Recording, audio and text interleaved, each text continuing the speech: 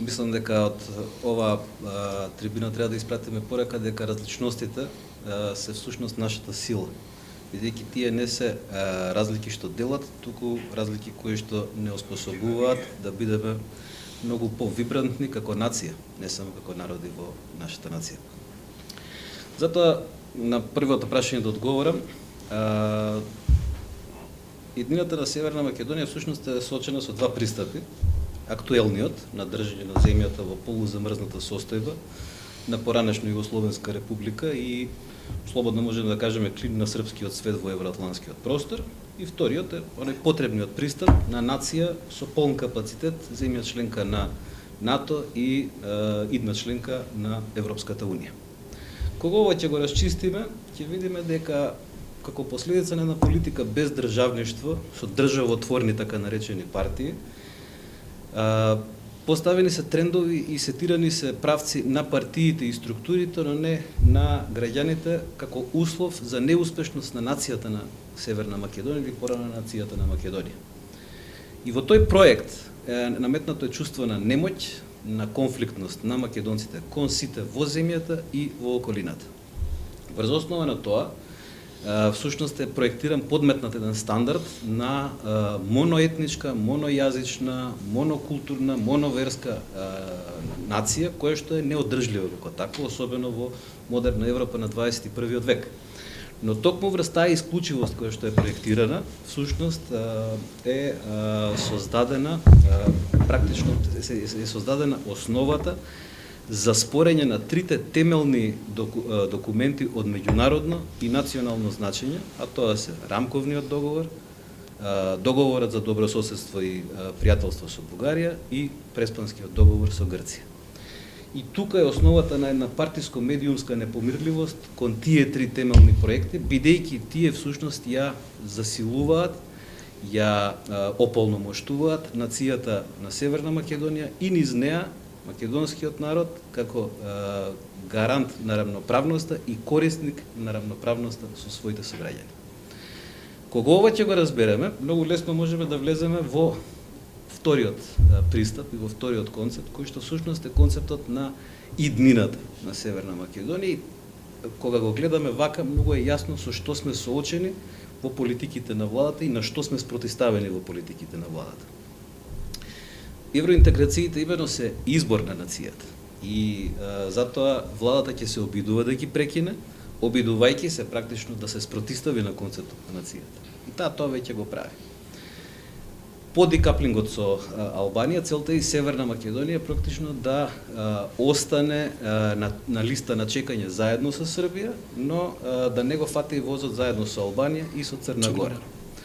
При тоа да не влие врз генералниот регионален контекст и да не влие позитивно врз интеграциите и на Косово и на Босна и Херцеговина. Сега, затоа можеме да предпоставиме и дека инсистирањето на црвени линии, кои што ги спомна и претходните дискутанти, и барањето гаранции, како вештачки теми, всушност, ќе траат се до првата посериозна економска нестабилност или економска слабост на владата. Бидејќи унгарските и кинеските кредити не може да ги заменат безповратните помошти и кредитите кои што се на располагање од Европската унија и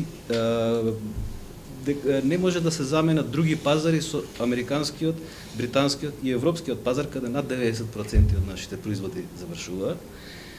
Деиндустриализацијата на Северна Македонија веќе не е процес, таа е фактичка состојба. И во такви околности државата нема никаква логика, ниту економијата има било каква смисла, да се труди да остане во, слободно можеме да кажеме, проекцијата за српски економски и политички свет заедно со Република Српска, која што е наречена денеска Отворен Балкан.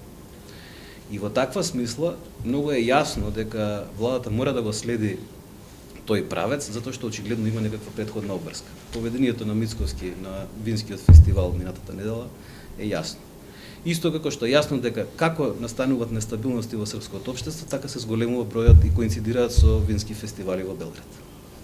Затоа, можеби треба да го посветиме најголемото внимание, се обидам тука да скратам колку може, На одбранбено-безбедносната компонента и улогата што Северна Македонија ќе ја има во евроатланскиот простор низ призма на Источниот Медитеран и Црното море.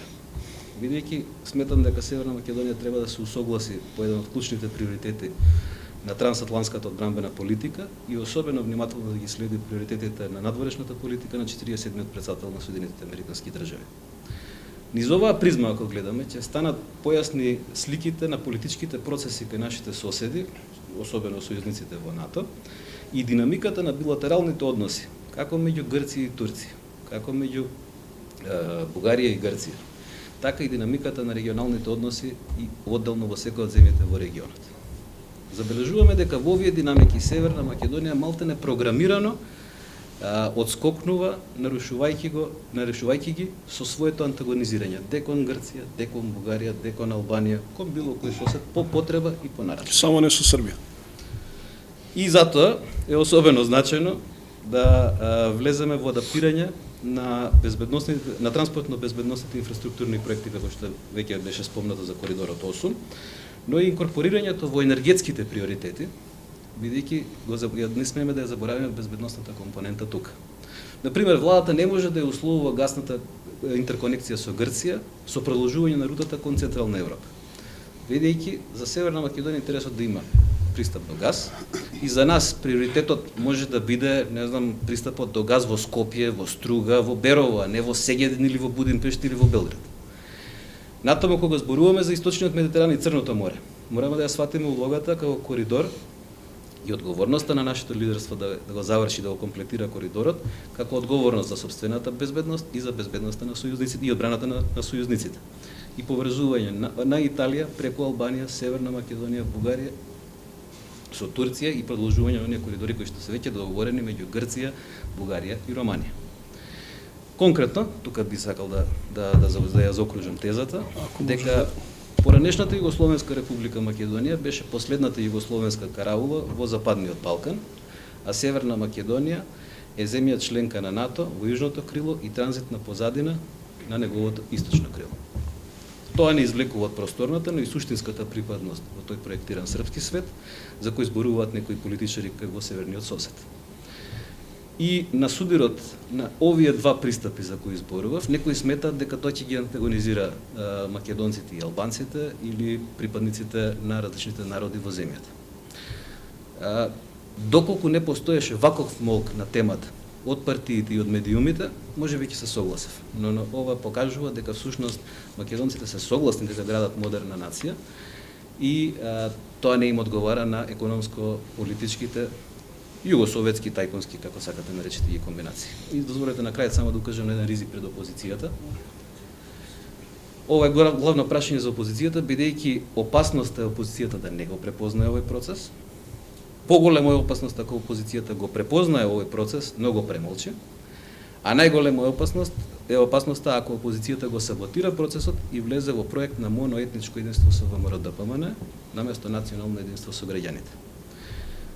Доколку опозицијата не инсистира на дополнувањето на преамбулата согласно преговарачката рамка и измените на законот за примена на рестриктивните мерки, тогаш значи дека постигнато е такво моноетничко единство со ВМРО-ДПМН и тоа би било огромен ризик за нацијата. Ако владата можеше да добие нови ресори со двотретинско мнозинство обезбедено малтене на третата седница на собранието, или на втората, не ме фаќате за збор, тогаш сигурно е дека постои мнозинство за донесување на на дополнувањето на уставната преамбула. Оно што сега во моментот се случува е практично сите бегаат од позицијата на ставање до зид. ВМРО-ДПМН се стави до зид со тоа што ја водеше кампањата 2-2,5 години наназад, на начинот на кој што ја водеше и така инвестираше да дојде на власт. Говорете, еве, повелете. Од друга страна, слободно можеме да зборуваме, да речеме конкретно и за СДСМ и за ДУИ. Сега треба да докажат дали се посветени на европскиот и евроинтегративниот процес.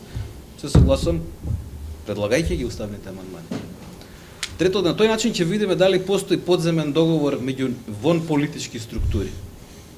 Бидејќи, ако зборуваме за одлагањето на процесот, на интеграција, Тоа овдека е 30 години сплет на партиско, политичко, медиумско, тајкунски организации и организирања, кои што цело време се трудеа да што е можно подолго го одложат процесот. И за тоа се создава, но и паѓаа влади. И низ таа призма, што сме ние денеска во поразлична позиција од 94 година? Масовно мнозинство, со масовни можности. Се што треба да направи е потребниот исчекор. 94-та се пропушти за да не се влезе 97 година во агендата 2000. Денеска зборуваме каде е Словенија, па ние можевме да бидеме во тој процес заедно со Словенија. Денеска можевме да бидеме заедно со Словенија, пред Хрватска, пред Бугарија, пред Романија, пред сите, не сакав. Односно некои не сака. Сега кои се тие? Треба да одговориме и денеска се одговара. И одговараат тие кои што не ги поднесуваат уставните измени. Нека повелат. Јас, за разлика од претходниот пат, кога сакав да дадам вовед во параметрите, така да кажеме, на расправата, сега веќе е многу лесно. Затоа, откога ги кажа воведните позиции, благодарам. Одговорот е краток. Како еден од ретките противници на проектот Отворен Балкан од самото формирање, мислам дека денеска е многу јасно што била проекцијата, што била замислата и каде потврдила. И потврда на нашите тези кои го критикувавме што тогаш. Имено, и потврдата на тие тези доаѓа не подалеку од движењето на Берлинскиот процес. Ќе ве потсетам, се што си подпишува двајца, тројца премиери и слично во рамки на Отворен Балкан, отидоа во Брисел, ги седна, дечки, проектите донесете ги, толку пари има. Сега подпишете ово и сите земји од регионот. Значи, покрај Северна Македонија, Албанија, Србија и Косово, и Босна и Херцеговина и Црна Гора ги подпишаа истите документи. Но не во рамки на вештачки процес или вештачки проект, како што е Отворен Балкан. Затоа што за Берлинскиот процес носи една темелна вредност, а тоа е рамноправност и рамноправен пристап до можностите. Отворен Балкан сепак требаше, или беше веројатно замислен, како една перспектива за давање на дополнителна улога на Србија во замена за забрзување на решавањето на односите или меѓусебното признавање со Приштина. Според мене пренаивна комбинација, но во секој случај се потврдува денеска до каде сме. Затоа повторно ќе се вратам и ќе треба да ги следиме приоритетите и на 47-иот американски председател, но и движењето во Европската унија, затоа што многу основните тези на, слободно ќе кажам, проруската пропаганда се во тоа дека етничките прашања треба да добиваат територијални решенија. И тие тези, ако забележувате, ги следат сите овдека екстремно конзервативни или екстремно десничарски политички правци, и тие се обидуваат некои мејнстрим медиуми да ги внесат во јавниот дискурс. Ние како општество, како политичари, како заедница, како народи и како нација мораме да се спротивставиме на тоа и да сватиме дека нема етнички решенија, нема територијални решенија за етнички прашања ниту во Северна Македонија, ниту во Косово, ниту во Босна. Ниту во Босна и Херцеговина, и впрочем рамковниот договор, па ако сакаме и уставот на Косово, бе одговор на неуспешниот модел на територијално решавање на етничките прашања со Дејтон и последиците што тој денеска ги носи. Но нема пак неуспешен договор кој што не запрел војна. Така што Дејтонскиот договор во таа смисла е исполнил една од своите основни цели. Затоа на крајот да резимирам, Европската унија е поголем процес, поголема структура и поголема организација што ние сакаме да си признаеме, и втора работа да ги погледнеме од стапките кои што соседите особено ги имаат кон нас, односно напуштањето на нивни позиции кои што се подолги од еден век. На што е сведено денеска со Преспанскиот договор? Неспорноста на македонскиот народ е фактичка. А нацијата на Северна Македонија исто така. Што е и јазикот. Што се гаранциите потоа потврдени со сакате позициите на Бундестагот, сакате со сите други меѓународни документи, сакате договорот Фронтекс. И да одиме кон Бугарија, кои се позиции ги има напуштено во однос на изминатите 90 години, вклучително преку преговарачката рамка која инсистира на формално правно утврдување на различноста меѓу македонскиот и бугарскиот народ, токму низ внесувањето на бугарскиот и останатите други народи кои што треба да се внесат во преамбулата, согласно таа преговарачка рамка. Да погледнеме не само на тоа што бил односот, нашиот однос, туку и односот кон нас. И да сватиме дека тоа е новата перспектива и реалност во функционирањето во Европа на 21. век и Северна Македонија во неа. И покрај сите наши напори, Северна Македонија и нацијата на Северна Македонија и македонскиот народ во неа успеа во остварување на своите стратешки, суштински цели. Кога зборувам наши, зборувам за политички напори, бидејќи секоја лажна драматизација и секоја лажно представување на приоритетите и на предизвиците во смисла на драматизирање заради капитализирање на политички поени, не доведе до тоа да го одложиме сопствениот процес на напредок како држава, како народ и како нација, да го одложиме за отприлика 20 на години. Да. Односно, тоа значи дека ова иселување кое што сега се случува и оваа деиндустриализација не подјадува во субстанца, а за следните 20 години нема да можеме да ги издржиме вака комотно.